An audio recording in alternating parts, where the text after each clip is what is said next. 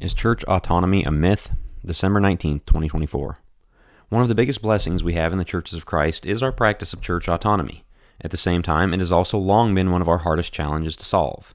Where Rome, Westminster, and the Eastern Orthodox, along with most of the post-Reformation denominations, have a hierarchical structure that goes to either one man or one governing body at the top, we practice autonomy in which each congregation answers directly to the authority of Christ. Mostly. But there are obvious limitations to autonomy. If a church decides to add a Star of David and a Muslim star and crescent moon in order to reach a wider audience, I think we'd all agree that autonomy doesn't allow for that. If a church hosts an LGBT plus support community, I think we'd all agree that autonomy doesn't allow for that. Progressive or conservative, everyone agrees there has to be a line somewhere. The progressives might draw the line too far afield, and the conservatives might draw it a little too close to home, but we all agree that there is a line.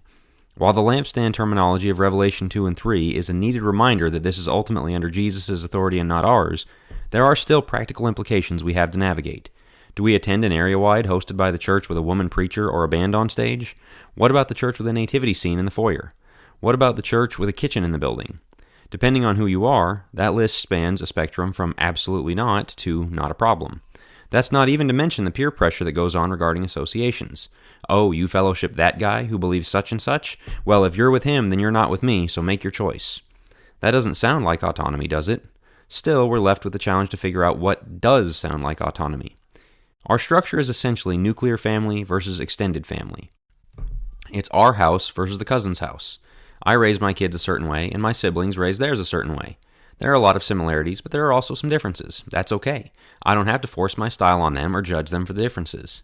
Yet, there is a line at which we would stop hanging out with certain cousins.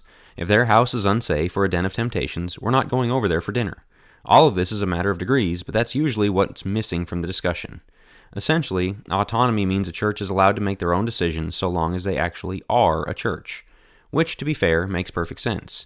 But that's where things get sticky. Who decides what is and what is not a church? You'll often hear the terms sound congregation and unsound congregation. These are entirely unhelpful. They only mean what the speaker wants them to mean. So a church we agree with on all the major things can be stamped with the scarlet U of unsoundness because they mention they might allow for disagreement on some minor issue. To hear some tell it, there are about 8 sound congregations in the entire nation. In place of the sound-unsound scale, I propose a different framing that's admittedly still subjective, but at least a little more descriptive. Differing. Once again, everybody is going to sort these boxes differently, but for the sake of clarity, I'll stick my neck out and offer a few of my own. Differing will largely be on Romans 14 issues in which we don't have any explicit teaching laid out in Scripture. So, Christmas and Easter sermons should be in the box of differing. Whichever side you're on, you might see that the church across town does it differently, but that doesn't make them erring or apostate. These should be the cousins you see from time to time, but will sometimes decline the invitation depending on the nature of the gathering. Erring. The thing about erring is that it is more severe than simple differences, but it also leaves room to acknowledge that there is still agreement on the vast majority of issues. This prevents the one strike and you're out mentality that so often invades these conversations. The erring brother is still a brother, though the fellowship grows more strained. For example, opening the Lord's Supper up to everyone is an error I've addressed extensively here. I believe it's a big deal that they badly need to correct, but they are still brothers. There would even be certain worship styles that you and I would agree are clearly in error and against Scripture, putting them beyond a simple disagreement, yet are also not the signs of an apostate church. Failing to correct certain sins would be another. Tolerating Jezebel is a biblical example of a church committing such an error while still being considered a church. Revelation 2:20. These are the cousins that will naturally be at arm's length. There's probably not going to be a lot of close one-on-one fellowship, but you'll say hello and catch up a bit at the family reunion / area-wide. Apostate. The apostate church is the one that is in open rebellion, setting themselves against God. It's not that they are off by a few degrees, they're pointed in the wrong direction entirely. Again, I'm only giving my rankings here, but rejection of an essential like baptism, or open endorsement of a sin like homosexuality would certainly make a congregation apostate. In the New Testament, forcing requirements of the law on Christians was a sin that rose to this level. See Galatians. Giving hearty approval to those who rebel against God was also given as a sign of open, unrepentant sin. Romans 1:32. These, of course, are the cousins we don't see anymore because they're not welcome at family gatherings. Under the sound-unsound binary, all 3 of differing, erring, and apostate can be put in the same box marked unsound. That means autonomy does not allow for any difference or getting anything wrong, even minor things. Under that standard, every New Testament congregation would have had to cut off every other one. We have to have levels of distance and concern beyond a simple in or out.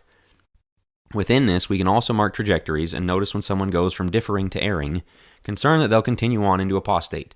But being in one category cannot be made equivalent to being guilty of all three.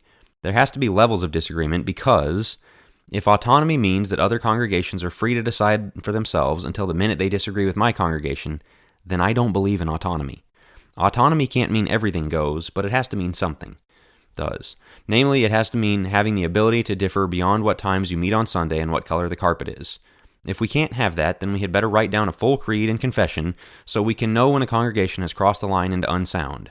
If you're going to operate like a denomination, don't do it halfway. But I don't think it has to be that way. Obviously, there's a whole lot to sort out here. The one thing I dislike about writing articles like this is that it's the easiest thing in the world to nitpick and blast the points without doing the precarious work of revealing where one draws the lines of their own. What I put in erring, you might put in apostate, or what I put in erring, you might put in differing. That's fine. Just show your work. Good men of God have been working on this problem since far before I was born and will likely continue for the foreseeable future. So the question I'll leave you with is this. Are we willing to live with the discomfort that autonomy inevitably brings, or will we just give lip service to the idea while refusing to practice it? Thanks for listening. Join the email list at jackwilkie.co to get all the latest, and subscribe to the Church Reset podcast feed on whatever podcast app you use, or even YouTube, to get audio editions of all the articles and videos delivered straight to your phone. To become a supporting listener, again go to jackwilkie.co, where you can become a monthly or annual supporter. If you enjoyed this article, one of the best ways to support my work is by sharing it with others, whether via the podcast feed or by sharing the link via email or social media from the site jackwilkie.co. Thanks again.